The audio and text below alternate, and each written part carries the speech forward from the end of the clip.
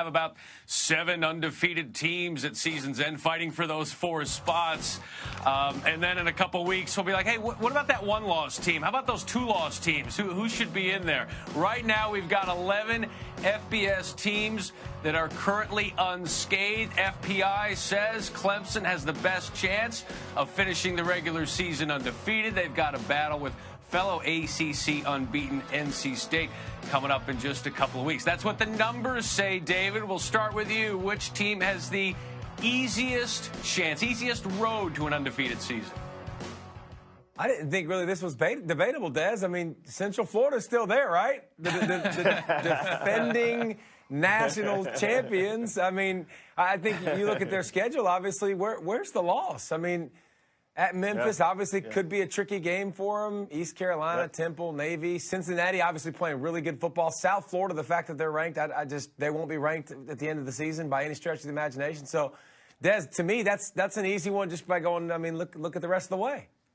Yeah, well, you know, I agree with you. The Knights are looking pretty strong right now. But how about Notre Dame? I mean, this team right now with Ian Book, they're playing at a high level offensively. Defensively, they were already playing fantastic football, but now the offense is catching up, and they don't have a conference championship game. It's it. When the season's over, it's over. So they have no chance of someone pulling off an upset in the championship game. And look who they have left. They got what? They got Pitt, Navy. Navy might be a tricky game. Northwestern, Florida State, Syracuse, and they end the season traveling out west to take on the Trojans of USC. So I think simply because when it's over, no championship game, they just might have the easiest road.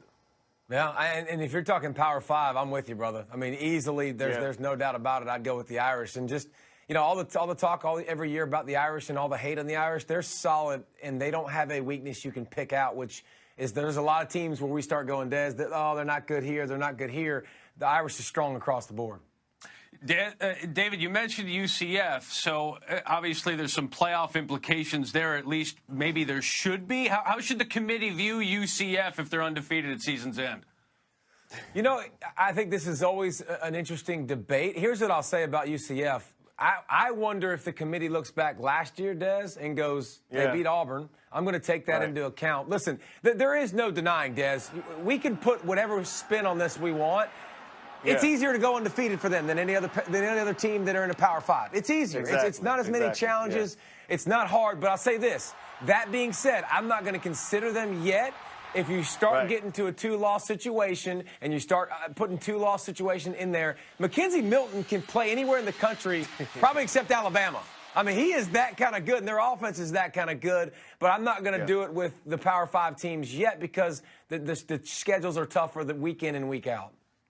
Yeah, there's no doubt. I mean, unless we expand this playoff, it's going to be really tough for a team like UCF to get in. I'm shocked none of you said Alabama. Lowest FPI chance to win a game this year is LSU, 80%. 80% also the percent chance Tua Tagovailoa does not take a fourth-quarter snap this year. All right, let's do hardest road to an undefeated season. Des, who is it?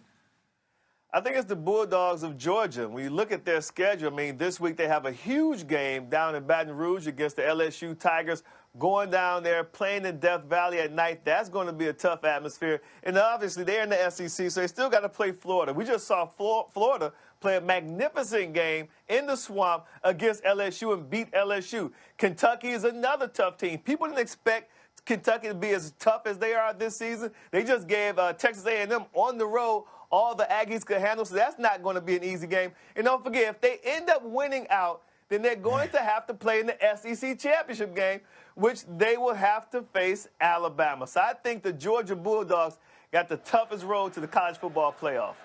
I don't think this is debatable, Des. I'm with you. And the biggest thing about all those games that you named, all those hard games, Des, at LSU, in Florida for a neutral game site, which is in the state of Florida, at Kentucky.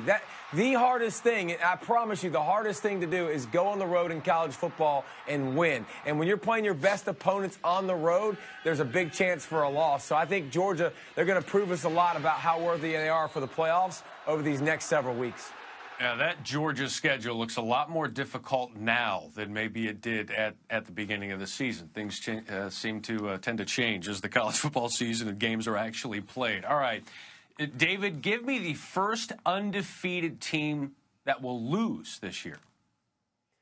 The first undefeated team that will lose this year? Okay, how about this week?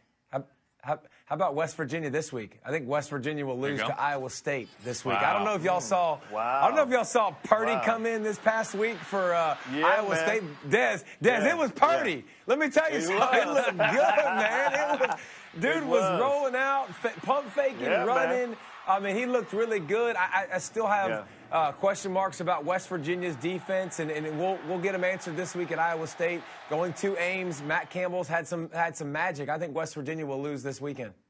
Yeah, Purdy had 4 touchdown passes. They actually ran for a touchdown, too. And Will Greer, West Virginia's quarterback, threw 3 INTs a week ago, so that's a good call. How about North Carolina State? They're playing Clemson. Both teams are undefeated in 2 weeks. I think one of those 2 teams will be the first one to lose, probably the Wolfpack, because that game is going to be played in Clemson. So I would say that North Carolina State will be the first undefeated team to lose. And NC State, 10% chance to win that game again. That's next week. They've got a bye this week. Only one undefeated team is expected to lose this week, according to our numbers at ESPN. That's Colorado. There's several that's going to lose. They head to SC. There's at least 2 that are going to lose. At least a couple. The losses are there. Yeah, the losses are right through the windshield of this car known as the 2018 season. All right, you look at the records for the playoff teams. Again, you don't have to go undefeated to make the playoff. In the 4 years of the new format, only 3 teams have entered the college football playoff undefeated. Yet Florida State in 14, Clemson in 15, Bama in 16, and none of them went on to win the national title. So the college football playoff more likely to be comprised of defeated teams than undefeated teams. So let's look at some of those teams that already have a loss. Not saying they're going to make the playoff. Not saying you're extremely confident, Des, but give me the one-loss team that you have the most faith in right now to make the playoff. Well, you know what, Matt? There's so many out there. I mean, it's a good question, but I don't have one team that I have a lot of faith in. I think you have arguments for a bunch of one-loss teams, how they can get to the college football playoff. I mean, you know, there's no love right now for the Pac-12 and Washington. They're playing Oregon. Both teams one loss under their belts so far. I think if they run the table, they can present a strong argument, a strong case for being a one-loss team. But you will have to put the list up of all the one-loss teams that you think are, you know, possibly contenders to be. Maybe Miami. I live in Miami. The Hurricanes had a big win over FSU a week ago. And, you know, if they run the table and end up beating a team like Clemson in the ACC championship game, then there's another one-loss team that could get in. So to me, there are a lot of scenarios where quite a few one-loss teams can't get in. Oregon's a team that has one loss that shouldn't have lost to Stanford. We saw that. They just blew it and blew their own foot off. But to me, it's Penn State. I mean, Penn State, I think this offense is going to get theirs against everybody. I really do. I trust Trace McSorley's ability to be a dual-threat guy. I saw them. Des, they had Ohio State beat. They didn't win, but they had them beat. They had opportunities to win. Everybody talks about Ohio State being the #2 team in the country and being so talented. Hamler, good Lord. Sanders, good Lord. You got McSorley. So I think Penn State has a good chance to win out and be in this discussion and be a 3 or 4 seed in the college football playoffs. Yeah, Penn State is another team. The only problem I got with Penn State is that they lost their head-to-head against Ohio State. And so I don't know how that's going to win. Even if they win out now, because they lost that head-to-head and they're in the same division as the Buckeyes, I don't see how they can get to the Big Ten championship Be like game. Alabama. And if they're not going to get the Big Ten, Last year, Alabama lost the SEC championship game. If the roles were reversed and it was Ohio State who lost to Penn State, we saw that movie before. Yeah.